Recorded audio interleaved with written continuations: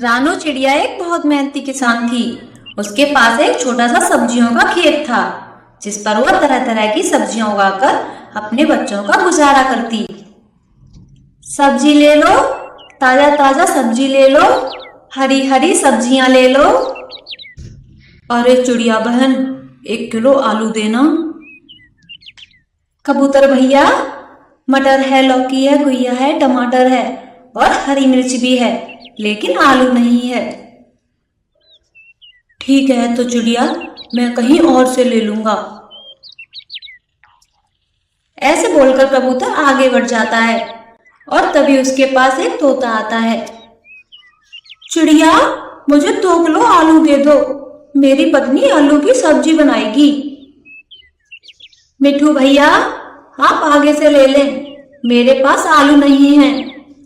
चिड़िया बहन, आलू तो सब ला रहे हैं, आप आलू क्यों नहीं ला रही हो? तोते भैया, मेरे आलू बस खुदने वाले हैं, बस 1 हफ्ते की बात है, फिर मैं भी आलू लाना शुरू कर दूंगी। आप ये लौकी ले लें।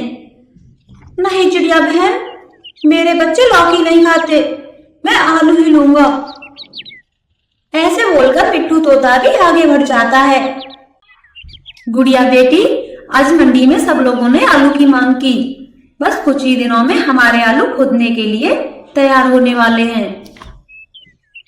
हाँ मम्मा, आलू के दाम भी अच्छे हैं, फिर हमारे पास खूब पैसे होंगे।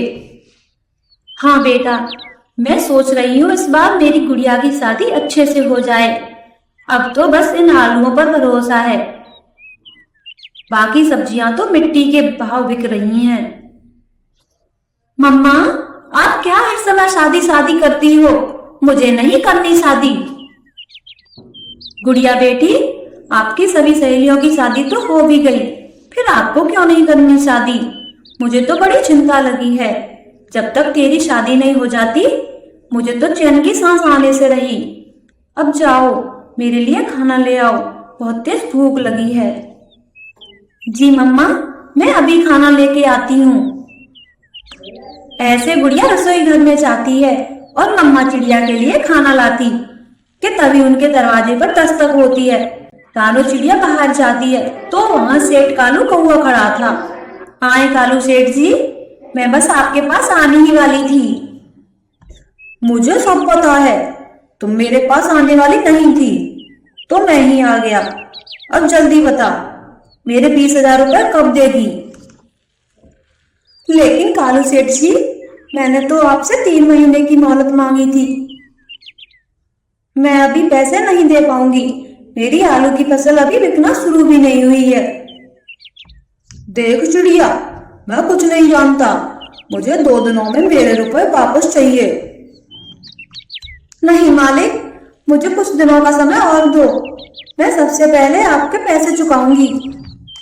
मैं कुछ नहीं जानता, मुझे मेरे पैसे अभी चाहिए। ऐसे बोलकर गुस्से में कालू कौवा चला जाता है। चिड़िया तो परेशान हो गई थी। 2 दिन भी बीत जाते हैं। कालू, उस चिड़िया के घर चलो, 2 दिन हो गए हैं। गौरी, चिड़िया ने 1 महीने का बोला है, वो हमारे पैसे दे देगी, अब रोज रोज जाना अच्छा नहीं लगता। कालू, तुम तो 1 नंबर के पागल रहोगे, मैं कौन सा उससे पैसे लेना चाहती हूँ, मेरी नजर तो उसके आलू के खेत पर है, देखा नहीं कैसी बढ़िया फसल हुई है। अरे गौरी, ये तो मैंने सोचा ही नहीं, तभी तो मैं सोचूं, तुमने एकदम पैसों का हल्ला कैसे बोल दिया।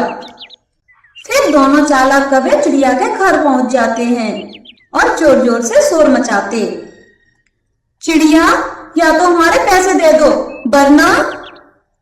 गौरी मालकिन, बस 1 महीने का समय ही तो मांग रही हूँ, बस 1 महीना रुक जाएं, आपकी बड़ी कृपा होगी। चिड़िया, मैं 2 दिन नहीं रुक सकती, मेरे बेटे की शादी है, या तो मुझे पैसे दे दो, वरना तुम्हारे खेत के आलू हमारे होंगे। नहीं मालकिन, मैं भी इस आलू के ही सहारे हूँ, आप ऐसा जुल्म ना करें, मैं 1 महीने में तुम्हारे पैसे ही दे दूंगी। चिड़िया, पैसे आज देने हैं तो दे, वरना मैं कल से ही आलू खोदना शुरू कर दूंगा। फिर यह मत कहना कि मुझे बताया नहीं। ऐसे बोलकर कालू गौरी चले जाते हैं। चिड़िया दुखी हो गई थी। वो कई पड़ोसियों के पास पैसे लेने जाती। कबूतर भैया, मुझे 20,000 रुपए दे दो, आपकी बड़ी कृपा होगी। कबूतर जी, जरा मेरे साथ अंदर चलें, कुछ बातें करनी है। ऐसे लूसी कबूतरी कबूतर को भीतर ले जाती है। देखिए कबूतर जी, कौवे के पैसे चिड़िया ने अभी तक नहीं लौटाए। आप कोई रुपए ना देना, वरना फिर हम काटेंगे कौवे जैसे चक्कर। मैं पहले ही बता रही हूँ। ठीक है लूसी जी, मैं नहीं दूंगा। अब आप चिड़िया से मना कर दें। ऐसे लूसी चिड़िया से मना कर देती।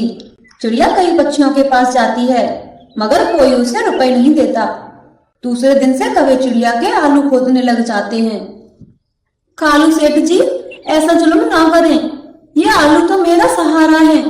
मैं तुम्हारे पैसे भी इसी से चुकाऊंगी और अपनी गुड़िया की शादी भी करूंगी। ठीक है, तो हम ये आलू नहीं खोदते। लाओ, कहाँ है हमारे पैसे? हम अभी तुम्हारे खेत से बाहर जाते हैं। चिड़िया के पास कोई पैसे नहीं थे। गौरी कालू फिर से आलू खोदने लग जाते हैं। चिड़िया उदास होकर अपने घर आ जाती है। मम्मा, क्या वो कालू गौरी मान गए हैं? नहीं मेरे बच्चों, वो दोनों नहीं मान रहे हैं। आलू से पूरी पगड़ी भर ली है। मैं क्या करूं, कहाँ जाऊं? ऐसे चिड़िया का परिवार तो बहुत दुखी था और कुछ ही दिनों में कालू गौरी चिड़िया के सारे आलू बेच आते हैं। वाह कालू, देखो 20,000 से पूरे 1 लाख की बिक्री हुई। इसे कहते हैं दिमाग। हाँ गौरी, अगर अब आगे से चिड़िया कभी रुपया मांगने आए तो मना ना करना, फिर ऐसे ही दाव पेच खेलेंगे। वो कौवा का परिवार तो बहुत खुश था। इधर चिड़िया के घर में तो चूल्हा भी नहीं जला था। गुड़िया बेटी, आप ये चावल कहाँ से लाई हो? घर में तो कुछ भी नहीं था। मम्मा, ये चावल तो मैं अपनी सहेली से मांगकर लाई हूँ। लो, आप भी खा लो। चिड़िया वो चावल खाने ही वाली थी, तभी उनके दरवाजे पर एक साधु पक्षी आता है। बेटा, बहुत तेज भूख लगी है, कुछ खाने को दे दो। चिड़िया के घर में कुछ भी नहीं था।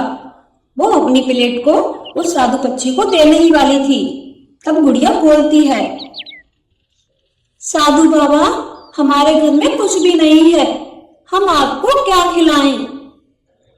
गुड़िया बेटी, मेरा दिल नहीं कर रहा। लो बाबा, ये चावल आप खा लो। फिर वो साधु पक्षी वो चावल खाता है। बेटी, तुमने अपने चावल देकर मेरी भूख मिटाई। कल से तुम्हारी सारी परेशानियां दूर हो जाएगी, ये मेरा आशीर्वाद है। ऐसे बोलकर वो साधु पक्षी चला जाता है। चिड़िया का परिवार सो जाता है। सुबह को चिड़िया आंखें खोलती तो उसका खेत फिर से हरा भरा था। फिर वो तीनों जल्दी जल्दी से आलू खोलते हैं और आलू से भरी बुग्गी लेकर बाजार में बेचने जाते। कालू गौरी तो दूर से देख रहे थे। कालू, इस चिड़िया के पास इतने आलू कहाँ से आए? हमने तो सारे खोद लिए थे। ये तो खेत पर जाकर ही पता चलेगा। जल्दी से खेत पर चलो। वो दोनों अपने घर से तेज भागते हैं और चूल्हा बंद करना भूल जाते। धीरे धीरे आग घोंसले में लग जाती और कुछ ही देर में उनका पूरा घर जलने लगता।